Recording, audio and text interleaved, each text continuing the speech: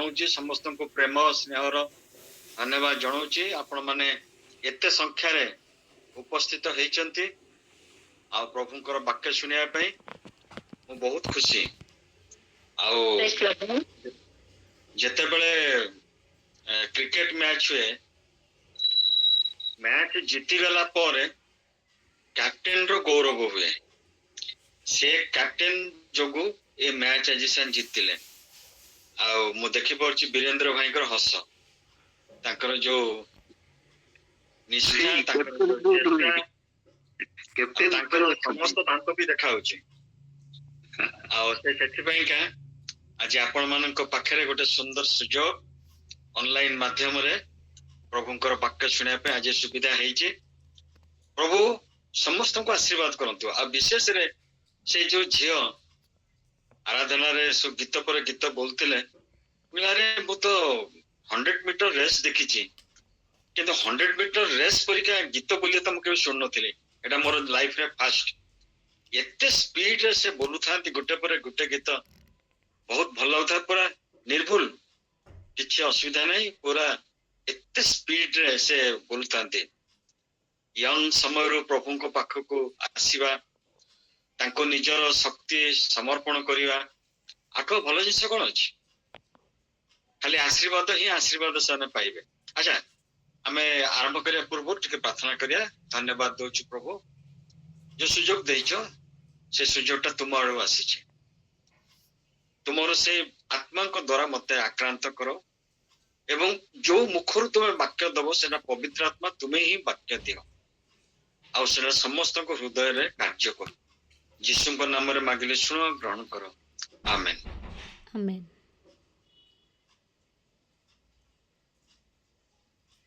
आमने प्रथम आगे पढ़िबा मु दया कर अनुग्रह करिकरी कहूची किछि से स्क्रीन रे शेयर करंतुनी या फळे कि ऑब्स्ट्रक्शन होची आ अन्य मानकर डाइवर्सन हबो मानसिक डाइवर्सन अच्छा आमने बाहर करिबा माथ्यू 25 पर्वर 29 पद माथ्यू 25 पर्वर 29 पद जदि के पारछन कारण जे कोनसी लोकर अछि ताहाको दिया जीवो आउ ताहार प्रचुर हेबो किंतु जहार नाही ताहा पाखरु जहा अछि ताहा ही ताहा ठरु निया जीवो केते बड़ अन्याय भल लागुची सुनिया पे भल लागुची जो लोकर अछि ताकू दिया जीवो माने तेलिया मुंडरे तेल आ नुखरा पाखरु जहा तेल टिके अछि ताकर मन नयन तांकर मन नयन ऊपर काहार किछि कहि परिबे नाही कारण तांको मन नयनटा होछि सबटु उत्कृष्ट गणना पुस्तक 12 पर्व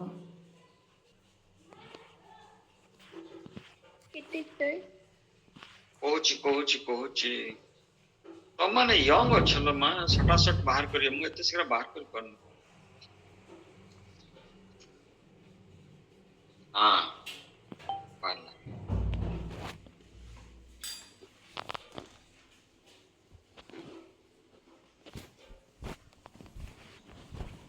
ए 12 पर्व गणना पुस्तक 12 पर्वर आरंभटा हेछि हारोन मरियम को मोसा को विरोध तार शीर्षक दिया है हारोन और मरियम को मोसा को विरोध कहीं विरोध कले जान किए कह पार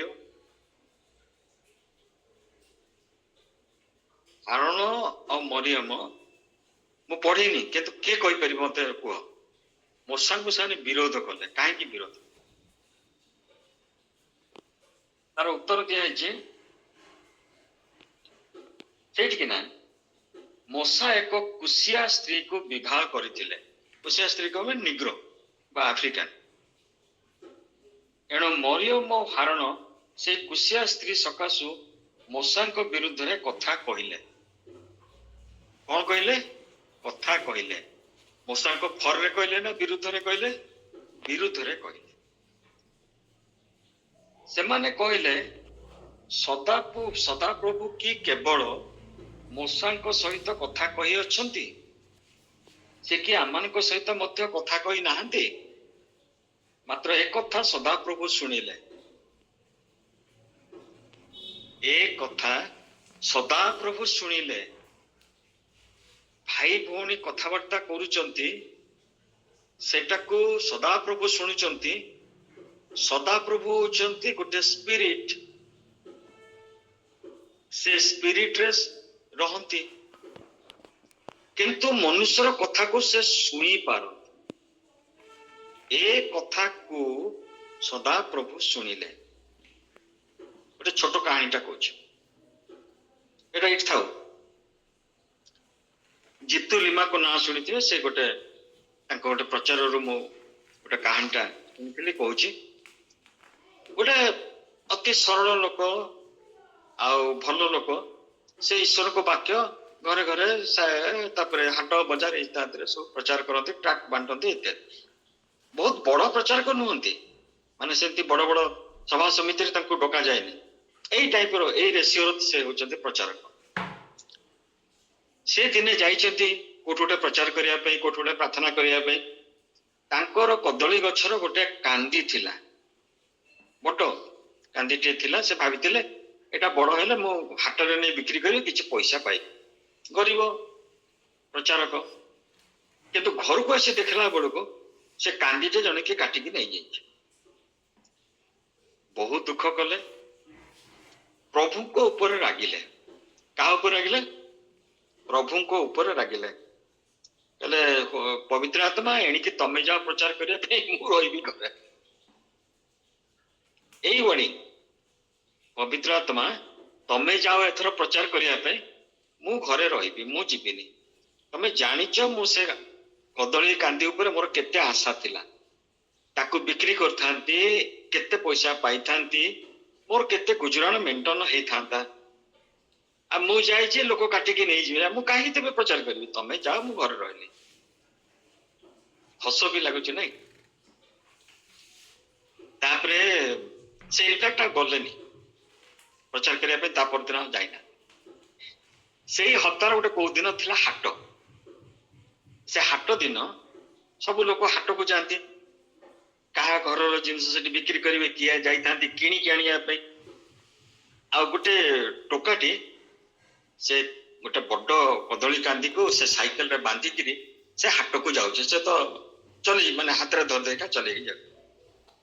ଆଉ ହଠାତ୍ କିନା ଆସିକିରି ସେ ପାଳକଙ୍କ ଘର ପାଖରେ ପହଞ୍ଚିଲା, ଆଉ କହିଲା, ସାର୍ ଆପଣଙ୍କର କଦଳୀ କାନ୍ଦିକୁ ମୁଁ ଚୋରି କରିଥିଲି, ଆଉ ମୁଁ ଯାଉଥିଲି ହାଟକୁ, କିନ୍ତୁ ମୁଁ କାଲି ରାତିରେ ଶୋଇପାରିଲିନି। କିଏ ମତେ ବହୁତ ଏତେ ଜୋରେ ବାଧା ଦେଲା, ତୁ କାହିଁକି ସେ ଭୁଲ କଲୁ, କାହିଁକି ସେ ଭୁଲ କଲୁ। ଆଉ ମୁଁ କେବେ ବି ସେମିତି ଶୁଣି ନଥିଲି, ଜାଣିନଥିଲି ଏମିତି ହବ ବୋଲିକା, କାରଣ ରାତିରେ ତ ମତେ ଶୋଇନି ଆଉ କଣ। ଏଣିକି ମୋର ଦୋଷ ଛିଣ୍ଡିଲା। ଇଏ କଦଳୀ କାନ୍ଦିକୁ ଆପଣ ରଖନ୍ତୁ, ବିକ୍ରି କରନ୍ତୁ, ଯାହା କରନ୍ତୁ, ଆପଣଙ୍କର ଏଇଟା ମୁଁ ନେଇଥିଲି, ମୁଁ ମାନି ଯାଉଛି, ମତେ କ୍ଷମା କରନ୍ତୁ, ମୁଁ ଚାଲିଲି। ତାଙ୍କ ପିଣ୍ଡା ଉପରେ ଥୋଇ ଦେଇକି ଚାଲିଗଲା। ପ୍ରିୟ ଭାଇ ଭଉଣୀ ମାନେ, ପ୍ଲିଜ ପ୍ଲିଜ କିଛି ଏମିତି ପୋଷ୍ଟିଂ ଦିଅନ୍ତୁନି, ସେଟା ଡାଇଭର୍ଟ ହଉଛି ଆମମାନଙ୍କର ଏକାଗ୍ରତାକୁ। ମୋର ଏଇଟା କହିବାର ଉଦ୍ଦେଶ୍ୟ ହଉଛି, ଆମେ ସମସ୍ତଙ୍କୁ ଜାଣୁଛୁ ନାଇଁ, ଏଠି ଯେତେ ଗୁଡାକ ନାଁ ଅଛି, ରିବିକା, ମୋନାଲିସା ଇତ୍ୟାଦି ଇତ୍ୟାଦି ସବୁ ଆମେ ପଢୁଛୁ, ଆମେ ଜାଣିଛୁ। ଗୋଟେ ତା ଭିତରେ ନିଗୁଡ ରହସ୍ୟ ଅଛି, ନିଗୁଡ ତତ୍ତ୍ୱ ଅଛି। ସମସ୍ତେ ସମାନ ନୁହନ୍ତି ଭାଇ ଭଉଣୀ ମାନେ, ସମସ୍ତେ ସମାନ ନୁହନ୍ତି। ବିଶ୍ୱାସରେ ସବୁ ଲେଭେଲ ଅଛି, ସ୍ତର ବାଇ ସ୍ତର। ମୂଷାଙ୍କର ଏଗେନ୍ଷ୍ଟରେ ଭାଇ ଭଉଣୀ ଦି ଜଣ କଥାବାର୍ତ୍ତା କଲେ, ଲେଖା ହେଇଛି ବିରୁଦ୍ଧରେ ସଦାପ୍ରଭୁ ଭିଡି ଆସିଲେ। ତମେ ତାକୁ ଚିହ୍ନିଛ? ମୁଁ କାହାକୁ ସ୍ୱପ୍ନରେ କଥା କହେ, ମୁଁ କାହାକୁ ଦର୍ଶନରେ କଥା କହେ, କାହାକୁ ଭାବୁବାଦୀ ମାନଙ୍କ ମାଧ୍ୟମରେ କଥା କହେ, କିନ୍ତୁ ତା ସାଙ୍ଗରେ ମୁଁ ସମ୍ମୁଖା ସମ୍ମୁଖୀ କଥାବାର୍ତ୍ତା କରେ। ଏତେ ସାହସ ତମର ହେଲା, ତମେ ତା ବିରୁଦ୍ଧରେ କଥା କହିଲ? ଦେଖନ୍ତୁ ମୁଁ ଯେତେବେଳେ ବାକ୍ୟ ପଢେ ତା ଆଗରୁ ଆମେ ଦିଟା ପଦ ପଢିଛୁ, ଯାହା ଉପରେ ଆମର ଦୟା ଅଛି ତାକୁ ଦୟା କରିବା। କିଏ ତାକୁ ପଚାରିବ? କିଏ ଲୁଟି ପଡନ୍ତୁ, ତାଙ୍କ ପାଦ ତଳେ ଲୁଟି ଯାଆନ୍ତୁ, ସେଇ ଦୟାକୁ ମାଗନ୍ତୁ। ସମସ୍ତେ ସମାନ ନୁହନ୍ତି। ସେ ଯୋଉ ଛୋଟ ପାଳକଟି ନା, ତାର ପ୍ରାର୍ଥନା ଟା କେତେ ଷ୍ଟ୍ରଙ୍ଗ ଆପଣ ଜାଣିପାରୁଛନ୍ତି? ସେ ଯୋଉ ପୁଅ ଚୋରି କରିକି ନେଇଥିଲା କଦଳୀ କାନ୍ଦି, ସେ ରାତିରେ ଶୋଇ ପାରିଲାନି। ସାଧା କୌଣସି ସଭା ସମିତିରେ ତାଙ୍କୁ କିଏ ସ୍ପିକର କରିକି ଡାକେନି, କୌଣସି ବଡ ସମ୍ମିଳନୀରେ ତାଙ୍କୁ କିଏ ପଚାରନ୍ତିନି। କିନ୍ତୁ ସେ ଯୋଉ ଲେଭେଲର ଲୋକ, ତାଙ୍କର direct to haven contact, DTH, ପାଟିରୁ ବାହାରିଲା ପବିତ୍ର ଆତ୍ମା, ମୁଁ ଯିବି ନାହିଁ, ପ୍ରଚାର କରିବି ନାହିଁ, ତମେ ଯାଅ। ମୋର କଦଳୀ କାନ୍ଦିକୁ ମୁଁ ଜଗି ପାରିଲିନି ବୋଲିକା ଚାଲିଗଲା, ମୁଁ ଆଜି କେତେ ଟଙ୍କା ଲସ୍ ହେଲା ମୋର। କିଏ ଶୁଣିଲା? ଏଠି ଆମେ ପଢିଲୁ ଗଣନା ପୁସ୍ତକ 12 ତମେ ସଦା ପ୍ରଭୁ ଶୁଣି। ପ୍ରିୟ ଭାଇ ଭଉଣୀ ମାନେ, ଆପଣଙ୍କର ମୋର କଥାକୁ ପ୍ରଭୁ ଶୁଣନ୍ତି, ଦୟା କରନ୍ତି। ଯାହା ଉପରେ ଆମର ଦୟା ଅଛି ଆମେ ତାକୁ ଦୟା କରିବା। ହାଉ ଗ୍ରେଟ୍ thou art, ହାଉ ଗ୍ରେଟ୍ thou art। ମତେ ଇଚ୍ଛା ହୁଏ ସଦାପ୍ରଭୁଙ୍କୁ ସେ ପାଦ ତଳେ ଶୋଇପଡିବି। କି ଈଶ୍ୱର! ମୂଷାଙ୍କ ପାଇଁ କହୁଛନ୍ତି ତମକୁ ସାହସ ହେଲା ତା ଏଗେନ୍ଷ୍ଟରେ କଥା କହିଦେଲ।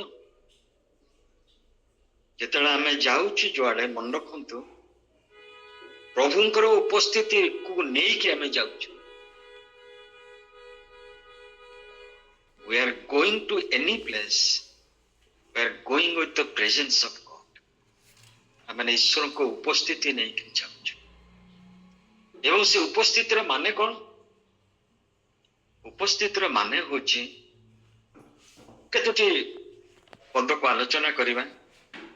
ସେ ପଦ ଗୁଡାକ ମୁଁ ପଢି ଦଉଛି, ଆପଣ ମାନେ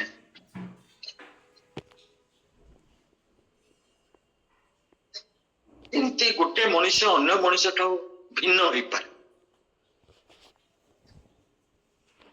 ଦେଖିବାକୁ ତ ସମାନ, ଦୁଇ ଆଖି, ପାଟି ଅଛି, ନାକ ଅଛି, କାନ ଅଛି, ସବୁ ତ ସମାନ। ଭିନ୍ନ କେମିତି ହବ? ଭିନ୍ନ ଅଛି। ପ୍ରଥମଟା ହଉଛି ହିତୋପଦେଶ, ତାର 12 ପର୍ବର 21 ପଦ। ଧାର୍ମିକ ପ୍ରତି କୌଣସି ବିପଦ ଘଟିବ ନାହିଁ। ଧାର୍ମିକ ପ୍ରତି କୌଣସି ବିପଦ ଘଟିବ ନାହିଁ, ଏଟା ଗୋଟେ ପ୍ରମିସ।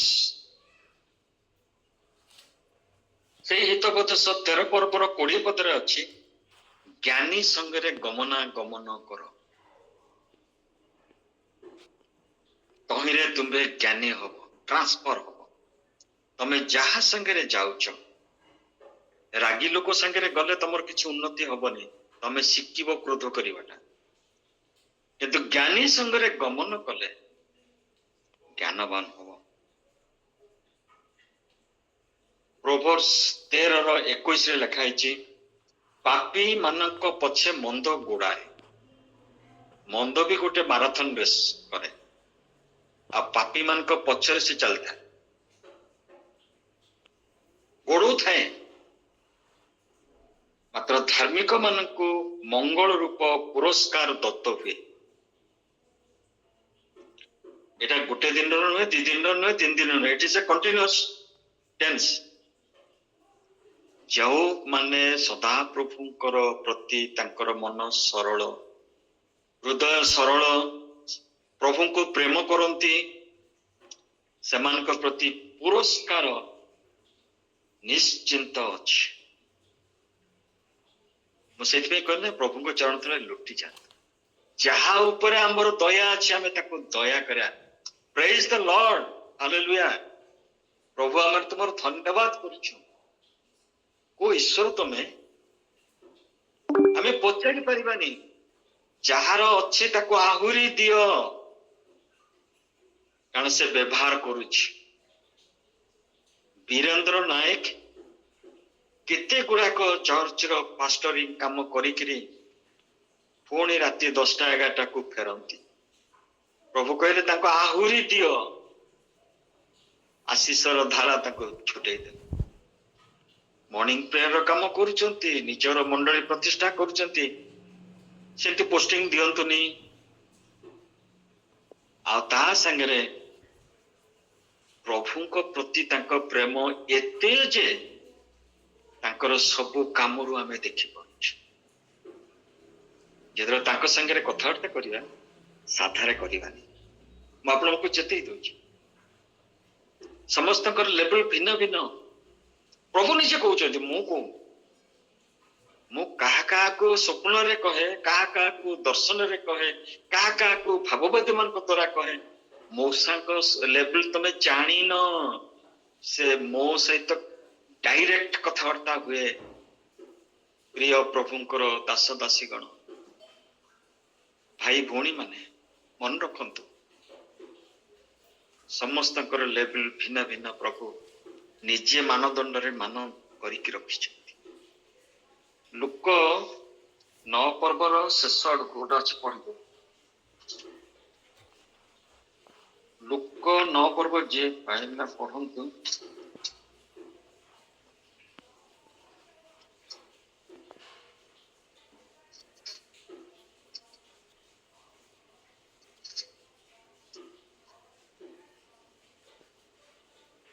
ଶେଷ ଆଡକୁ ଅଛି। କିନ୍ତୁ ଯୀଶୁ ତାଙ୍କୁ କହିଲେ, ଯେ ଲଙ୍ଗଳରେ ହାତ ଦେଇ ପଛକୁ ଚାହେଁ। ନାଇଁ, ସେଟା ହଉଛି 9 ପର୍ବର 55। କିନ୍ତୁ ସେ ବୁଲି ପଡ଼ି ସେମାନଙ୍କୁ ଅନୁଯୋଗ କଲେ ଏବଂ କହିଲେ, ତୁମ୍ଭେମାନେ କେଉଁ ପ୍ରକାର ଆତ୍ମାର ଲୋକ ଏହା ଜାଣୁନାହଁ। ମନୁଷ୍ୟ ପୁତ୍ର। ବାସ୍ ଏଇଟା ଆମେ ଦେଖୁଛୁ। ଏଠି ବି ପ୍ରଭୁ କହୁଛନ୍ତି, ସେଠି ତ ମୂଷାଙ୍କୁ କହିଲେ, ମାନେ ସେ ମରିୟମ ମାହାରଣଙ୍କୁ କହିଲେ, ଏଠି ବି ପ୍ରଭୁ ତୁମାନଙ୍କ ଭିତରେ କୋଉ ଲେବଲ ତମାନେ ପହଞ୍ଚିଛ, ତମର ଆତ୍ମା କୋଉ ଲେବଲର ତମକୁ ଜଣା ନାହିଁ। ଗୋଟେ ବୀଜ ବୁଣାଳି ଦୃଷ୍ଟାନ୍ତ ପରେ ଶିଷ୍ୟମାନେ ତାଙ୍କୁ ସବୁ ଗୁଡାକ ବାହାର କରିବାକୁ ଡେରି ହବ, ତାଙ୍କୁ ଟିକେ ଦୂରେଇକି ଯାଇକି ପଚାରୁଛନ୍ତି, ପ୍ରଭୁ କାହିଁକି ଆପଣ ସେଇ ବୀଜ ବୁଣାଳି ଦୃଷ୍ଟାନ୍ତ କହୁଛନ୍ତି, କଣ ତାର ମାନେ କଣ, ଏସବୁ ପଚାରୁଛନ୍ତି। ଯୀଶୁ କହୁଛନ୍ତି, ରାଜ୍ୟ ବାହାରର ଲୋକ ଅଛନ୍ତି, ରାଜ୍ୟ ଭିତରର ଲୋକ ଅଛନ୍ତି, 2 ଜଣ ଭିନ୍ନ ଭିନ୍ନ। ରାଜ୍ୟ ଭିତର ଲୋକମାନଙ୍କ ପାଇଁ ମୁଁ ସେ ଦୃଷ୍ଟାନ୍ତ କହୁନି, ସେମାନଙ୍କର ବୁଝିବା ଶକ୍ତି ଅଛି। ଯୋଉମାନେ ରାଜ୍ୟ ବାହାର ବୁଝିପାରିବେନି, ତାଙ୍କ ଲେବଲ ଭିନ୍ନ। ମୁଁ ଦୃଷ୍ଟାନ୍ତ ଦ୍ୱାରା ସେମାନଙ୍କୁ କଥା କହେ। ପାଖରେ ବହୁତ ଜାଗାରେ ଅଛି ଅଛନ୍ତି। ସେଥିପାଇଁକା ଆମମାନଙ୍କୁ କଣ ସତର୍କ ହବାର ଉଚିତ, ଆଜି ସେଟାକୁ ମୁଁ କହିବାକୁ ଚାହୁଁଛି। ହିତୋପଦେଶ 12 ପର୍ବର 14 ପଢନ୍ତୁ। ହିତୋପଦେଶ 12 ପର୍ବର 14। ମନୁଷ୍ୟ ଆପଣା ମୁଖର ଫଳ ଦ୍ୱାରା ମଙ୍ଗଳରେ ପରିତୃପ୍ତ ହେବ, ପୁଣି ମନୁଷ୍ୟର ହସ୍ତକୃତ କର୍ମ ଫଳ ତାହାକୁ ଦିଆଯିବ। ଆମେନ୍। ଈଶ୍ୱର ଯୋଉ ଦୟା ଦେବେ, ସେଟା କଣ ଦୟା ଦେବେ?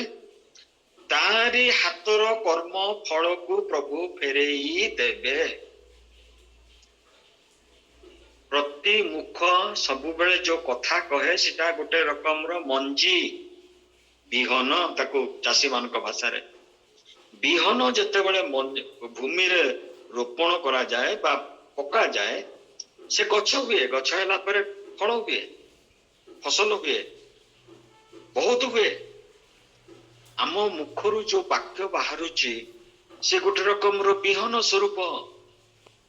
ପ୍ରଭୁ ଯୋଉ ଦୃଷ୍ଟାନ୍ତ କହିଲେ ବୀଜ ବାପକର, ସେ କ୍ଷେତ ହଉଛି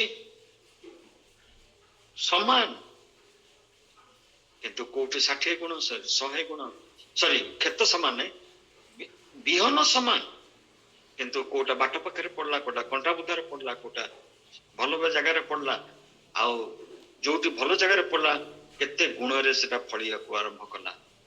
ସେମିତି ମନୁଷ୍ୟ ଆପଣା ମୁଖର ଫଳ ଦ୍ୱାରା ମଙ୍ଗଳରେ ପରିତୃପ୍ତ ହେବ। ଆମେ ଭାବୁଛେ କେହି ଗୋଟେ ଆମକୁ ଦୟା କଲେ, କେହି ଗୋଟେ ଆମକୁ ଆଶୀର୍ବାଦ କଲେ, ନିଶ୍ଚୟ ତାର ଫଳ ଅଛି, କିନ୍ତୁ ସବୁଠୁ ବଡ ଫଳ ହଉଛି ମୁଖ। ଯୋଉ ଜେରୁସାଲେମ ଲୋକମାନେ ପ୍ରାନ୍ତରରେ ଗଲା ବେଳେ ଯୋଉ ସବୁ କଷ୍ଟ ଭୋଗିଲା, ମୃତ୍ୟୁ ବି ବରଣ କଲେ, କଣ ପାଇଁକା? ବଚସା କଲେ ପ୍ରଭୁଙ୍କୁ।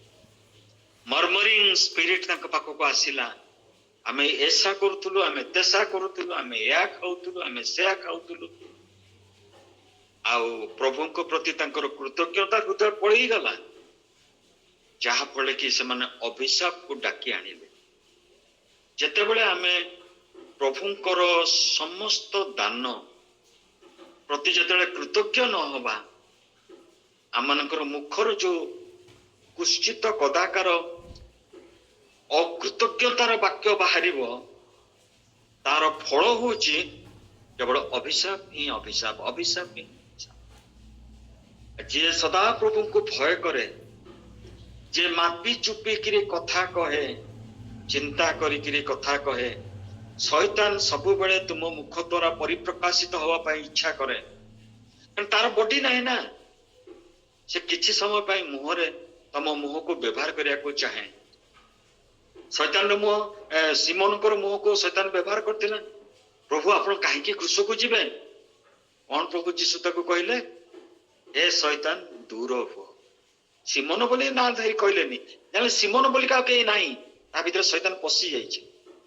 ସେଇ ସିମୋନ ଭିତର, ଆଉ ଅନ୍ୟ ଲୋକ କେହି ନାହିଁ, ସେଇ ସିମୋନ ଭିତର ଯେତେବେଳେ ଆମେ ପ୍ରେରିତ 5 ପର୍ବକୁ ପଳେଇ ଆସିବା, ସେତେବେଳେ ସେ ନିଜେ କହୁଛନ୍ତି ହନାନୀୟ ସଫିରା ଦୃଷ୍ଟାନ୍ତରେ, ହନାନୀୟ ତମ ଭିତରେ ଶୈତାନ କାହିଁକି ପ୍ରବେଶ କଲା? କାହିଁକି ତମେ ମିଛ କଥା କହିଲ? ଦେଖନ୍ତୁ, ଶୈତାନ ଆମର ପାଟିକୁ ବି ବ୍ୟବହାର କରେ। ଏଠି କଣ ଲେଖା ହଉଛି? ମନୁଷ୍ୟ ଆପଣା ମୁଖର ଫଳ ଦ୍ୱାରା ମଙ୍ଗଳରେ ପରିତୃପ୍ତ ହବ। ଯାହାର ସରଳତାର ହୃଦୟ, ତା ପାଟିରୁ ମଧ୍ୟ ସରଳତାର ବାକ୍ୟ ବାହାରିବ, ସୁନ୍ଦର ବାକ୍ୟ ବାହାରିବ। କାହାର ଆଘାତ କଲା ଭଳିଆ ବାକ୍ୟ ବାହାରିବନି। ପ୍ରଭୁଙ୍କର ଗୁଣର ସେ ବାକ୍ୟ ସବୁ ବାହାରିବ, ଆଉ ତାର ଫଳାଫଳ କଣ? ସବୁ ମଙ୍ଗଳରେ ସେ ପରିତୃପ୍ତ ହେବ। ଆଉ ଗୋଟେ ପଦ ଦେଖିବା,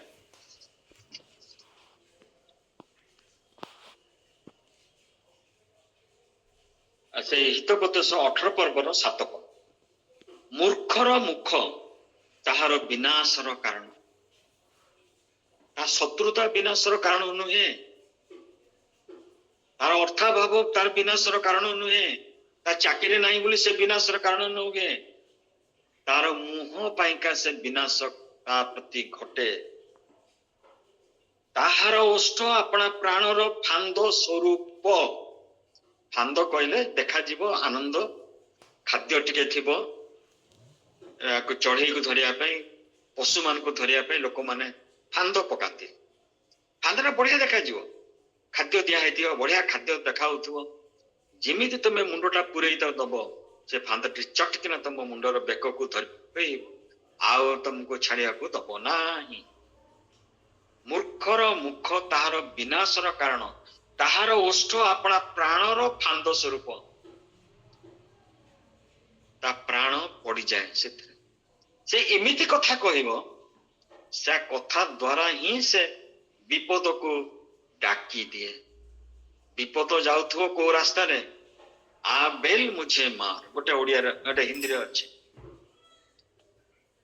ଷଣ୍ଢର ସିଂହ ଥାଏ, ସମସ୍ତେ ଡରନ୍ତି, ସେ ତ ତାର ଚାଲୁଥିଲା, କାହିଁକି ତମେ ଡାକିଲ? ଆ ବେଲ ମୁଝେ ମାର, ମତେ ହିଁ ଭୁଷି ଦେ। ଭୁଷିଲା।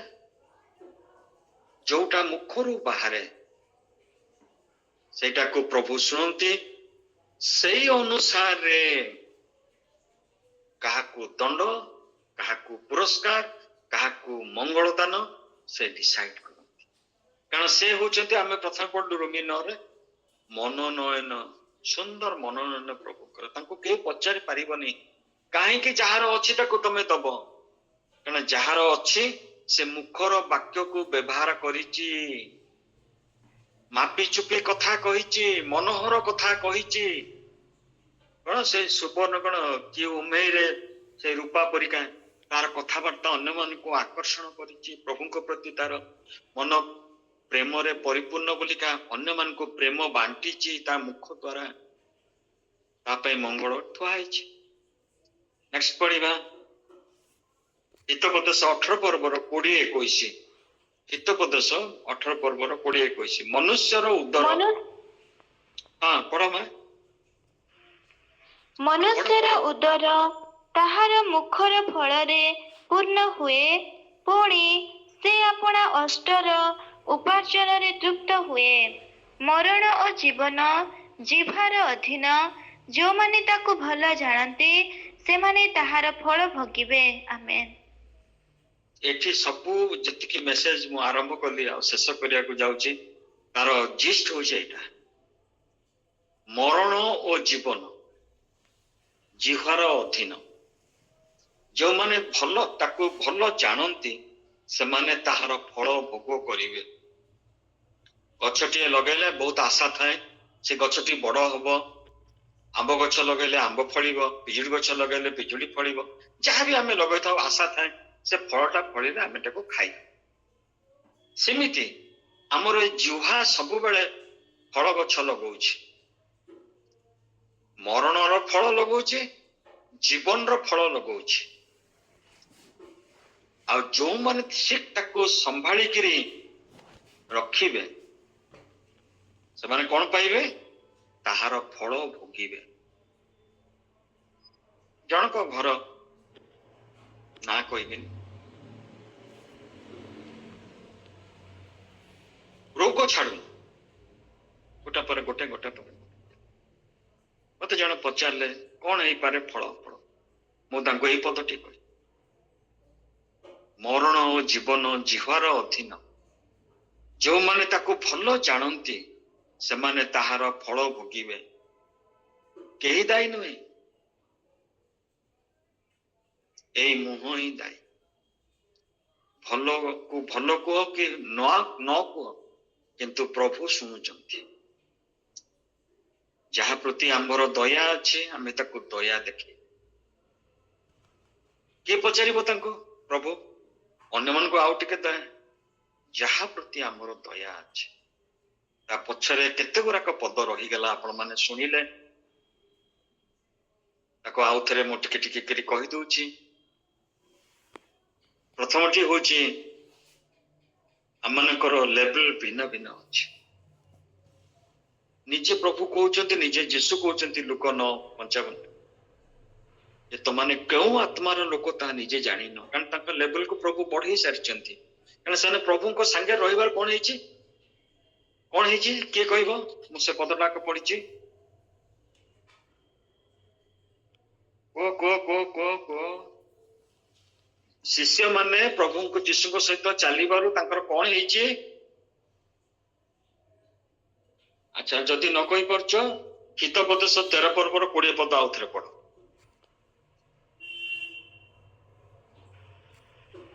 ଜ୍ଞାନୀ ସଙ୍ଗରେ ଗମନାଗମନ କର, ତହିଁରେ ତୁମ୍ଭେ ଜ୍ଞାନୀ ହେବ, ମାତ୍ର ମୂର୍ଖମାନଙ୍କର ସଙ୍ଗେ କ୍ଲେଶ ପାଇବ।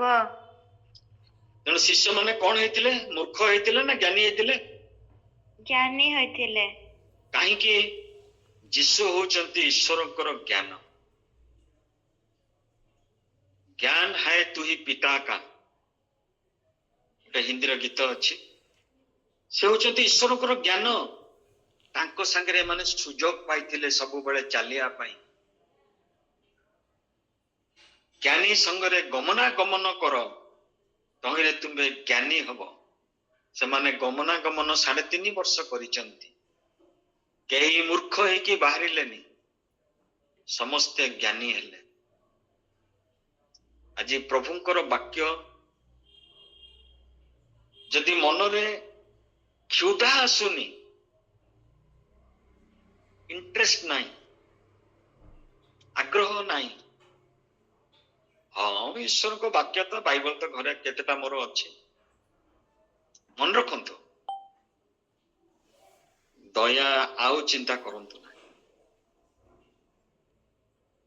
जहा ऊपर आमर दया अच्छी ताहाकू आम्भे दया करिबा दया केमती आसी आपे आपे आसी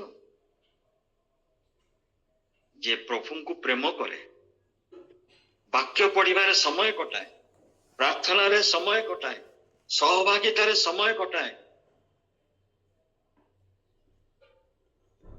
ता प्रति आम्भे दया करी मते के प्रश्न पचारि पारिब जहार गोटे तोड़ा थिला प्रभु कहले ताठू सेटा नहीं जाओ से वृद्धि करि पारुनी आउ जे वृद्धि करछि ताकू नै कि ताकू देई दियो ता पाखरे जहा अछि ताकू निया हे जीवो जहार पाखरे अछि ताकू दिया जीवो आज मु सेतिकी खाली कहिबी आमानक पाखरे प्रभु गोटे अमोघ अस्त्र देइछन्ति सेटा होछि आमानकर ओष्ठाधर से ओष्ठाधर को व्यवहार करी तार जो फल फलिबो ताकू आमे भोजन करिबा आ से भोजन कले आम पई मंगल ताकू जदि अपव्यवहार करिबा आमे ही दायी आम पई केई दायी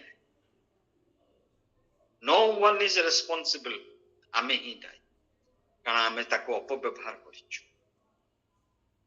टिके कड़ुआरे मु शेष कली किंतु प्रार्थना करिबा आत्मसमीक्षा करिबा निजको निजे पचारिबा मो अन्यर जीवन रे केते दुख देई पारुछि अन्यर जीवन रे केते मो अशांति सृष्टि करिछि अन्य जीवन को मो केते कष्टकर परिस्थिति मध्य प्रवेश करेछि गोटे छोट गोटे